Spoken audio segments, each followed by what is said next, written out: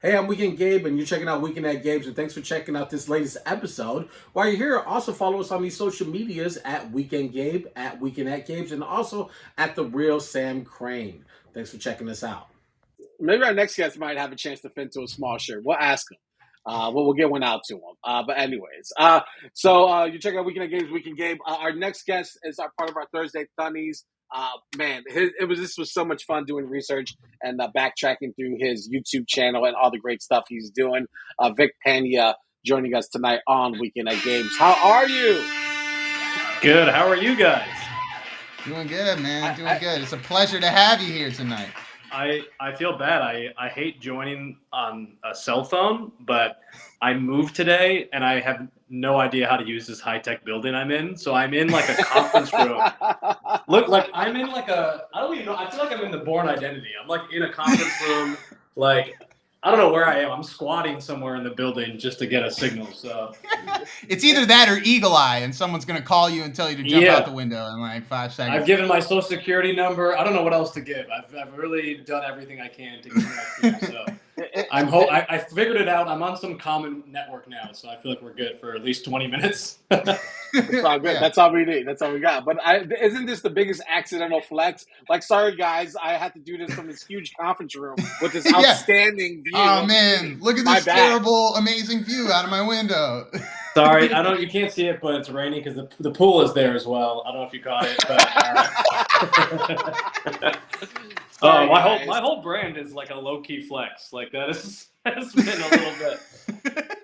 It's all good. We appreciate you giving us your time. This has been 2 months in the making because I've been trying to get you on since January. So we're really excited about this. Yeah, Thursdays are usually rough. Like pretty much Thursday through Sunday, I'm doing like 3 to 4 shows a night typically. Yeah. But I literally had this day blocked off because I was moving, and it wrapped up minutes before we joined here.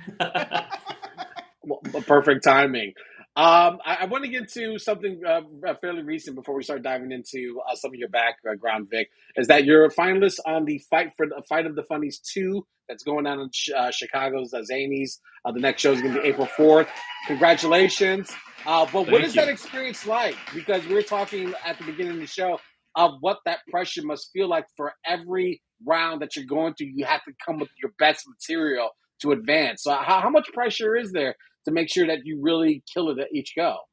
It was actually funny because so I've headlined Zanies like in November of 2021. So I didn't even think they would let me do this Fight of the Funnies. They're kind of trying to get new faces into the club, but it was a Monday spot for the like the preliminaries. So I was like, me being a selfish comedian, I'm like, I want all the stage time. So I just submitted my hat in the ring, and they took me. And so people were like mad that I was doing it because they're like, you don't need to do this. Like the prize I think is like a weekend or like a hosting or featuring weekend, which like I'm already doing that. But for me, I didn't expect to win. I just was like, I'll do a Monday spot, whatever. And I think that's kind of why I won, is because I went in there with like I didn't care at all. And for comedy, sometimes when you don't care, you're like out of your head. You're kind of just free. That's when you produce the best. So I had a good set and I advanced. I definitely don't think they're going to let me take the finals, though. I mean, I'll be offended if they do. Like, if they let me do that.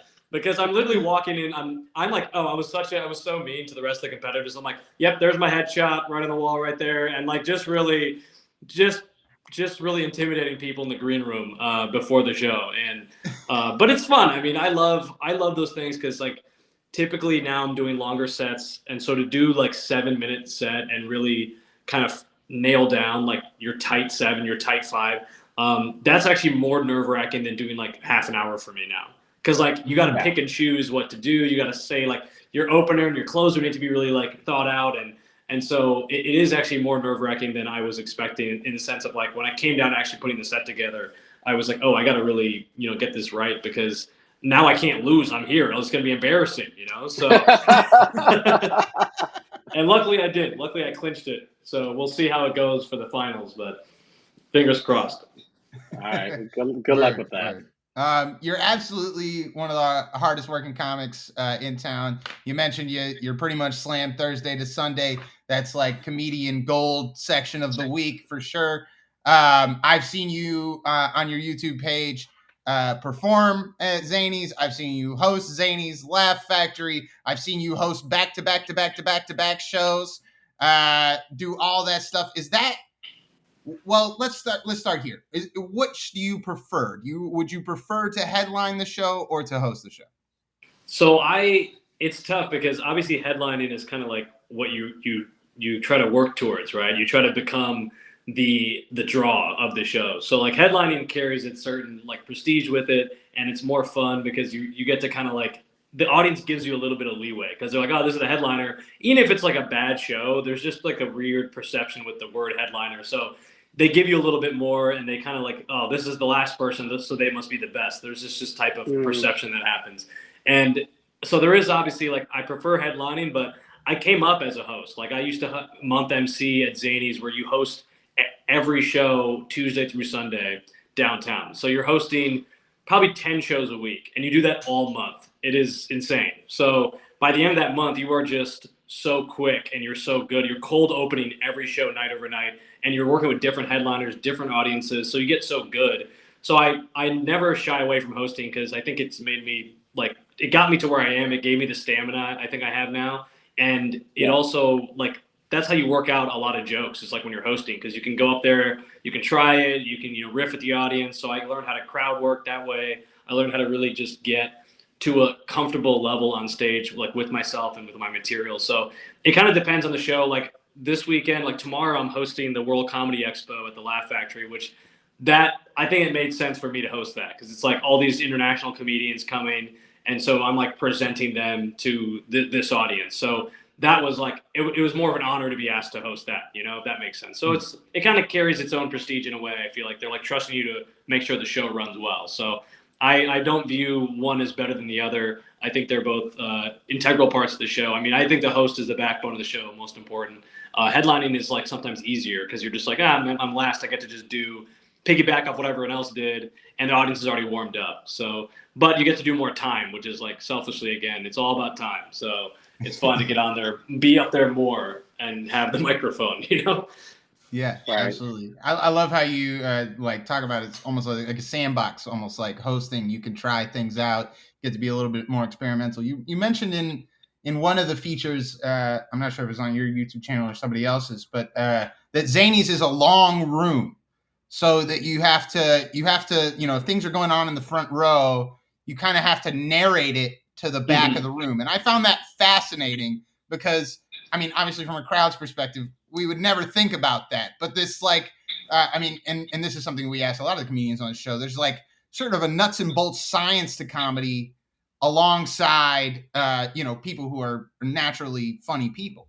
How do you, is that something that you've been working on lately as far as like different rooms require different things? Where's your headspace on that? Yeah, it is kind of this fascinating thing. Like people think stand up sometimes like, oh, you just write your jokes and you go say them the same every night over night. And you're like, it's way more dynamic than that. First of all, it's a live crowd. The audiences are different. The venues are different. You may be in a weird mood that day. Your delivery may be off. You may be kind of more morose. You may be more excited. Like you could have drank like 3 Red Bulls and hit the stage. Like your energy is so different night over night. And so that's why I think the beauty of comedy is like getting consistent regardless of condition. And that's like why doing comedy night over night for 6 years, you get to a point where you can kill in any situation, or at least make something happen. And yeah, like that's the thing you pick up. Like the Zanies thing is such a good. I remember hosting there, and I'm like, I'm thinking I'm doing well. I'm killing for the first like the half the room, and then after the show there was a comment card. Like they used to do these comment cards, and someone's like, host was super funny, but we couldn't hear what he was saying, like when he was doing crowd work. So the manager of the club at the time was like, he's like, every time you do a crowd work thing, he's like, repeat it. That way they know. So it's like, it's kind of one of those things you don't think about, to your point. And even as a performer, because you're like, I'm hearing I'm doing well.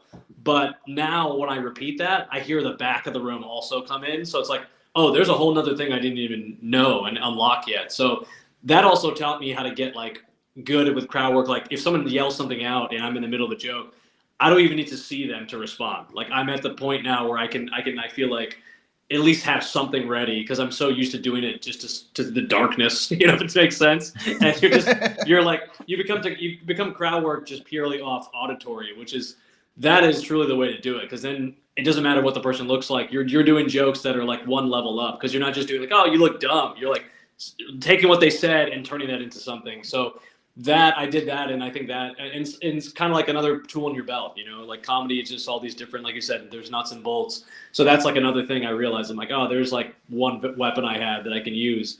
But like every room is different. Like the Laugh Factory is like a theater, so you know you can't necessarily speed up at the Laugh Factory because you think about the audio has to go all the way back and around that big room. You should be rushing through your set there. And that's another thing that you have to learn when you first play the room. You see a lot of people like are nervous because they're like, "Am I yelling? I feel like I'm yelling. Like I don't know what's happening because the audio is just so different there." So it's all like getting comfortable with where you're at and trying to pick those things up on the fly and adjust as needed. So you're talking about how much experience you've grown and have, and how great your vibe and how you've been able to adapt. But there was a point when you started this journey where you sucked and you weren't good at it. So to take us back to that time, and then Gabe wants to know about that time because Gabe's not good at it. He's trying to learn. I was like, he's like, take me to your lowest point in your life. Yeah. Let's talk about that. Yeah, let's go there. Let's go beyond. Let's go behind the music on this one. I know you got this new apartment you're bragging about. Let's talk about the dark times. Let's talk about that. So, no, very good question. And I want to make it clear to the listener, I bomb all the time. I mean, it's part of the process. You got to bomb. You just got to learn how to handle the bombs better. And I think one of those things is like, it's a very improv kind of cliche thing. You probably heard it on here, but like follow the fear, right? It's like, hey, I don't want to do crowd work. I'm nervous to deviate from my set. It's like, try a little bit at your next set, you know, like that, take the first step. And then you realize, oh, it's not that bad. Maybe it didn't go as well as I planned, but at least I tried it, right? And then the next day you do a little more, the next day you do a little more. So that's how when I started comedy, I was like, one mic a week was like daunting. You know, you're like, I'm stressing out all week for this 3-4 minutes. I'm trying to write a new 3 or 4 minutes. I'm trying to memorize it. I'm trying to go on stage and like say these things that I've written down, and then like I'll forget them because I'm nervous. And you realize then you start getting comfortable with that. You add 2 mics a week, and then you add 3, and then before you know it, you're on stage every day, and you're like, oh, it's not as bad as I thought it was. But you have to set these like micro goals, because if you don't, if you're like, I need to be headlining Zanies tomorrow, like you're gonna go crazy like trying to do that. Like things will happen if you put the work in. And so for me, like I think the one of the worst bombs I had was the first time I did stand up. I went to Shuba's, which is like the famous music venue, right? Yeah, around the corner from my house, but don't tell people where I live. But like just one of the epic. I went in there. First of all, I was wearing like dress clothes to an open mic. Like it just wasn't a good vibe from the get go. Like I didn't know like what the protocol was, and I didn't realize it was gonna be like, I'd never been to Shuba's before. I was young, you know. I just walked in, and I immediately was like, oh, I'm not. Like everyone was just, you know, classic. Like this is when comedians used to dress worse than they do now, if you can imagine. Like it was just like dirty t-shirts, like people were in shorts, which like you should never do in comedy. And it was just a whole but that kind of gave me this false confidence, because I was like, oh, I'm like put together, I can do this. And then as soon as I got on stage, I forgot everything I was going to say, because I'd never been in front of a crowd trying to tell jokes before. I didn't know what that was going to be like, and it wasn't at all what I thought. And then I didn't do stand-up for 2 months. I started doing improv at Second City, because I was like, I need to get better at like just being on stage.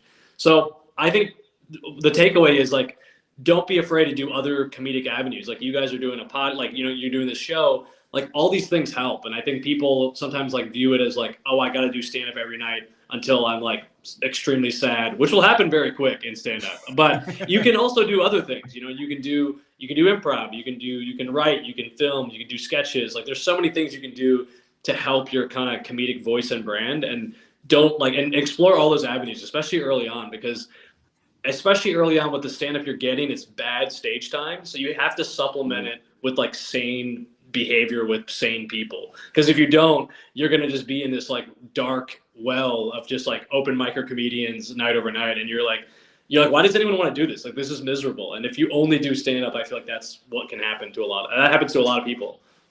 Right. Yeah. Talk a little bit about your collection that you guys started with Tima's Comedy.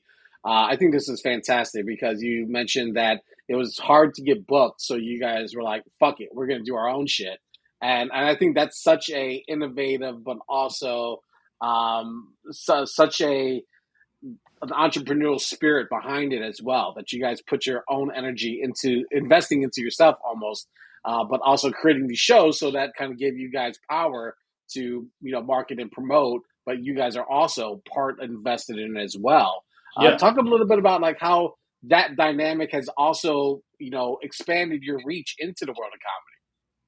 Yeah, the Teamless comedy thing came because those when I started taking that improv class, I met these 200 individuals who were also interested in comedy, also worked a 9 to 5 job at the time, and we kind of bonded because we were like these like moonlighting as comedians, but we were like corporate, professionals, young professionals. So we gravitated towards each other in this class, and then I was doing stand up before they were, and then they would come with me to open mics, and then they started doing stand up, and so we were like, we should run a show. We have an improv team. That's our group. We can add, like, I can host, they can do spots as stand-ups, and we can just try a little show for our friends. And we did that once, and then we were like, oh, this is like went really well. Like, this is such a fun show. We should do this again.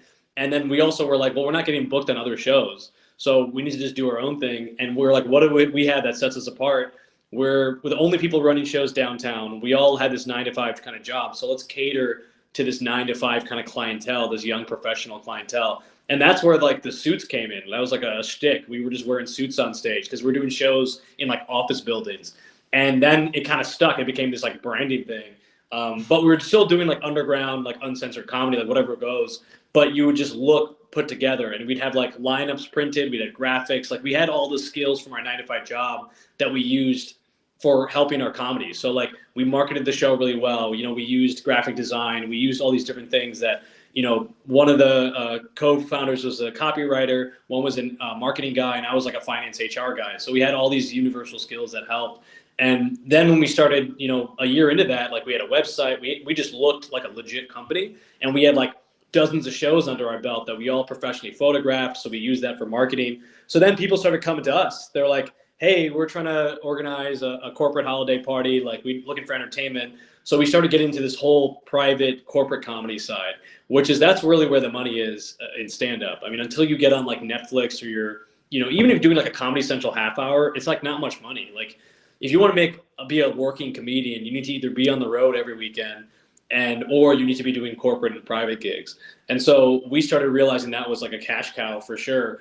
And then we also started like using our kind of look and brand to fit that, but right. At the same time also still working all the clubs, also still kind of doing stand-up everywhere and we could. So we kind of developed this other lane of like corporate comedian, and now that's only taken off with like websites that are similar to like Angie's List but for professional entertainers. So we're on there, and now I have like I do so many of these gigs every couple like weeks. I'm doing one. So you just get to a point where you start building a network, and it's like the same thing like a corporate job. You have like your LinkedIn of people, and right. that plus the club work and like all the other stuff has really just helped be like a working paid comedian. Because if you don't do that, you're just a miserable like comedian who's like, oh, I made $13 on the show, I drove 4 hours for, and now I can finally be like, I'm not doing that. Like I don't need to say yes to that anymore, But it took like 6 years of just grinding it out to get to that point where I can finally say yes. And I mean, I still say yes to most things because I need the stage time. It's a mental illness for sure, but it's like you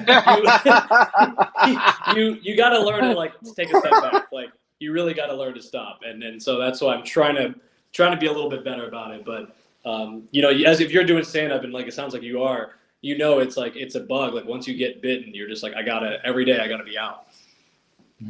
Yeah. No, absolutely. We've talked to a lot of comedians, and most recently Leon Rogers and Damon Williams came on the show a couple of weeks ago. Great dudes. And they are great dudes, and they shared all these great stories about sort of the comic community. And that's what stuck out to me a little bit about sort of these YouTube videos, and even hearing you just tell that story now of just sort of getting the ball rolling. You've now created this network of comedians and from everywhere, comedians who are on Netflix, comedians who are doing open mic comedy, and obviously your core group. Is there a specific story or a specific night that you're really proud of that I don't know, something worth mentioning on that front? Yeah, that's a great question. One of the things that's really a cool moment for us was, so we were running all these shows. Like we have like a 1 or 2 monthly shows. We have 1 or 2 weekly shows. So we're putting up a lot of comics. We're booking a lot of people. We have this network of shows, and we released our debut album a couple of years ago in 2019. So with an album, when you release it on like iTunes or whatever, you want to go number one. So the way to do that is like you pre-sell, you try to get as many downloads on day one as you can, and then if it hits the chart, it gets that many downloads, it stays number one. So we're like, we got to do this. So we basically we find out the album. We released the album on my birthday, which was March 6th in 2019, and we're like, we got to make sure we're number one. So how do we kind of like hedge our bets to make sure we're number one? We did this pre-sale, but you have no idea what the pre-sale numbers are. You're just kind of going on blind faith. So we're like, let's throw a pop-up show at an album release party, and we'll do this like secret lineup, and we'll just tell people to come to the show, just buy the album. Like that's the show ticket. Yeah. So we're like, kind of like, let's get a like 50, 100 kind of boosts on the day of, in addition to all these things. So we found out that Aziz Ansari was playing at the Chicago Theater right next to where we were doing the show, which is where I used to live, my old place. So we're like, let's see who else is on his like lineup. And we saw Sam Morril was one of his openers. So we literally Instagram messaged Sam Morril, which he was big then, but he's way bigger now. But like still like a high level New York Comedy Cellar comedian, very competent, like very funny. And we messaged him, and I'm like, hey, would you want to like run over and do the spot? Like we're not going to advertise you because he can't be technically doing that when he's on Aziz's show. He was like super cool. Yeah, of course. Like it's right next door. He's like, I'll come and do it. So we get him as the secret headliner. And so we're still like kind of like, we didn't really have the show before we had him. Like we told him there was a show. We had not sold any tickets. We hadn't put anything online. We were just thinking. So this is 12 hours before the show. And we're like, oh shit, like we got to book a show. We got to make a show happen. So we scramble. We're like messaging people. We tell all the comedians we know who are like huge fans of him because he's such a comic. So we're like, hey, just so you know, secret headliner is actually Sam Morril. You should definitely come through. So end up filling the show in like 6 to 8 hours with like 100 people. Everyone bought the album. We were number one for like 3 days. Sam Morril drops in, kills, does like a 25-minute set, and then Meg, Tyler, and I, who are all members of Team Us Comedy, all do sets. And we just have this like amazing party. And then we close the show. We all go to like Cindy's. We have like champagne on the rooftop. I'm like, at the time, I was like, there's nothing better like you could do in comedy. Like we made it, We had like 8 minutes each at the time. Like I don't know what we were thinking, but it's just so funny. You're like, I made it. It was a cool moment. And it was just cool to be with like around someone that good. Like Sam was so good, such a nice guy. And he was like, yeah. And he even mentioned us on his podcast a few days later. He's like, yeah, these Chicago comedians, like an amazing like underground show they put up. So it just felt like really validated in all the work we had done to get the number one thing, but also just to like be able to put up a pop-up show like that just off like fake clout that we had established in the scene for a little bit. So it was a validating moment, I think, for all of us, and also just like one of those cool things of like, if you just build it, they will come, Yeah. Nah, I love that. I've got one last question. We like to have fun on this show. And I've actually never asked a comedian about this, but I'm super fascinated. Is there like a universal mic grip? It seems that sort of everybody does the sort of almost the Seinfeldian grip. Like at the bottom, they're almost half cord, half mic. I've seen you do a couple different ways. Is that something that people are like, no, I got to get a good grip going?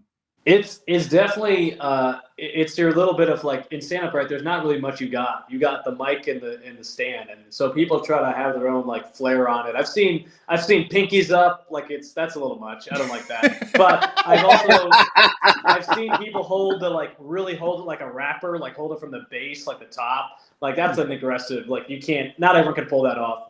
I think the universal one is. I think the cool one is where you have your thumb kind of against it. And you're holding like that, so it's like you're kind of like pushing it up, and that just gives you some more support. You can kind of move it around a little bit. The half with the cord and half on it is kind of the best because I feel like it gives you enough. Like your hand doesn't look like it's too far to your mouth. It's not too close. You're not covering your face at all, which is also important when you think about that. You don't want to have your hand too high up because you're covering your facial expression. So yeah, I mean, I don't really have a preferred one. I think I just tend to do that. And we always give Tyler shit because he holds the mic into his chin, like it's touching his chin. And I don't know why. He just has a thing where he's like, I think he thinks they can't hear him if it's not like touching his face. I'm like, dude, there's COVID out here, bro. Like, what are you doing? You know? What are you gotta doing? shut that down. You gotta shut that down. Yeah. So I don't know. I mean, we like, dude, are you just swallowing the microphone? Like, what are you doing? Just stop. But I think for me, I tend to, like a few inches away. That's kind of that's the move. And especially because every show now is like professionally photographed. Like, you don't want to be caught with your pinky up holding the mic. You can't post that, you know? You can't post that. Not seriously, anyway. Yeah. All right. I got 2 quick questions before we let you go, Vic. One, is there any pressure to always be funny when you're not on stage? I assume when people hear comedian, they just immediately think that you're just like... Tell us a joke. Clownfish. Yeah. Tell us a joke. Do you guys think I want to tell you where I live in my amazing pool? You think I wanted to do that? I didn't want to. I felt like I had to, you know? I got to come correct. I'm already like, I feel at a disadvantage. I'm on my phone. You have another person behind you, I think. Yeah, I don't know who sorry. the fuck that is. Yeah, Spock never misses a meeting. I'm sorry. I'm like, these guys came ready. I'm over here in a dull conference room. I need to say something. No. There's definitely, it depends on the situation, though. Like, this, obviously, we're having fun. We're shooting the shit. But, like, I don't succumb to it unless it's, like, if it's necessary. Like, if I'm in an Uber and someone's like, oh, you're a comedian? Like, be funny. I'm like, it's just us, man. Like, let me just live my life, you know? Like, this is not live streamed, you know? We can chill for a second. So I used to feel a little more. Now I don't. I mean, I definitely think it's also, like, I'm getting better about trying to be, like, genuine to my mood. So if I'm, like, feeling silly or feeling, like, fun, I'll let it go. But sometimes you're just, and also the humor can change. Like, if I'm in, like, a bad mood, like, I'll still be funny, but it's going to get dark. Like, it's going to offend people. And that's okay. You know, that's how it goes. So, like, I'm okay, like, still being funny, but in the way I'm going to be funny in that moment. Like, I don't try to make it necessarily the same. I'm still going to do my job as an entertainer, but I'm okay letting it be a little more close to the chest. All right, sounds good. All right, so you also, during the pandemic, you talked about this in the previous interviews, that after, I think, 12 or 13 years of Twitter being in existence, you finally jumped on the platform. Yep. And you kind of use it as a staging platform to, you know, run off some jokes or riff off some jokes. What have you learned, which I refer to Twitter as the devil's playground? What have you learned since being on the Twitter platform? Because there's really not a lot good going on, but it's always the funniest shit that you see. It's amazing that you can be so toxic in 140 characters. Like, it is insane what goes on Twitter. And I think, like, I don't agree with everything Chappelle does or says, but he had something that was really funny. He goes, Twitter is not a real place. Like, he's like, Twitter is not a real, and it made me laugh, because I was like, sometimes you get so caught up, you're like, I gotta tweet every day. I gotta get 5 likes on this tweet, otherwise I'm not a comedian. It's like, this is just a small subset of people who are using this platform. Like, the way they've just mechanized it is where you feel like you're trending, you feel like this sense of elation. Like, they've really got it down to this like sickening kind of you got to keep going, you got to keep coming back.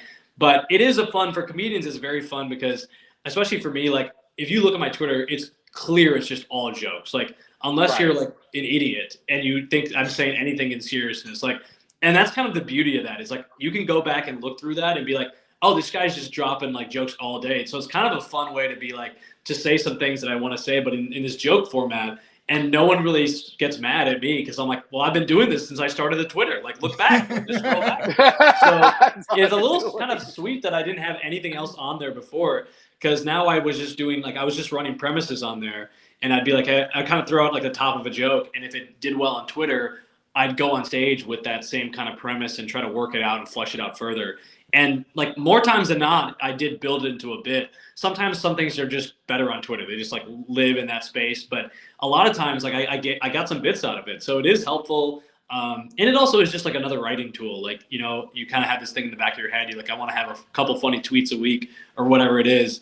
And, people like them. Like, sometimes I got, like, picked up on a couple, like, local news people picked up my Twitter, which I was like, there's some stuff on there that I'm like, I don't want my mom to see this, you know? I don't want the local news to be on there. Right. But there's some funny stuff on there that I'm like, oh, this is like, I should talk about this more. And it got me some writing work too. Like, I was doing some ad punch up for a company, and they were using like my tweets as like the subject lines for their email copy. So it does like help you in more ways than you think. So I definitely don't encourage like reading other people's Twitter, but I encourage you putting your shit out there for sure.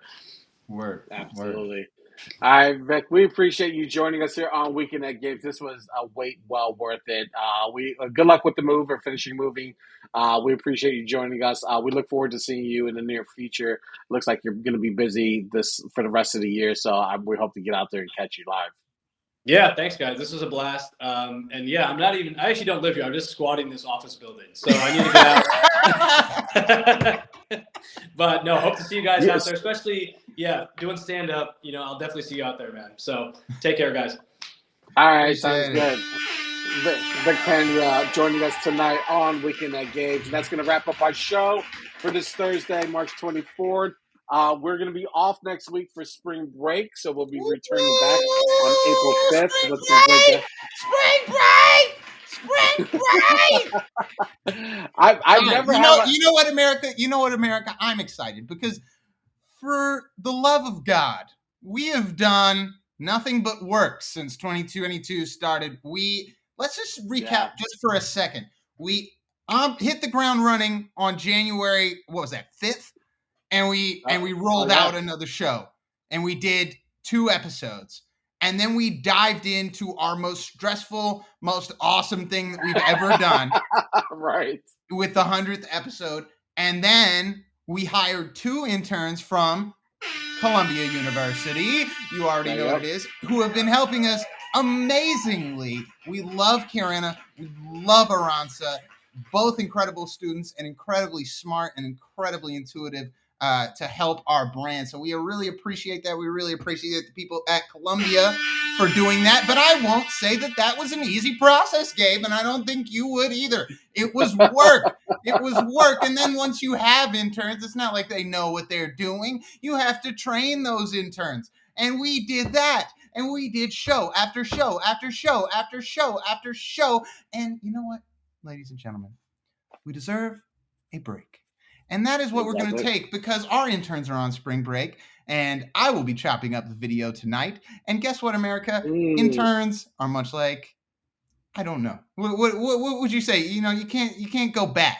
Once you got interns, you can't go back. No, well, life ain't the same. They're angels from our. You know what they're like? You know what they're like? They're like AirPods.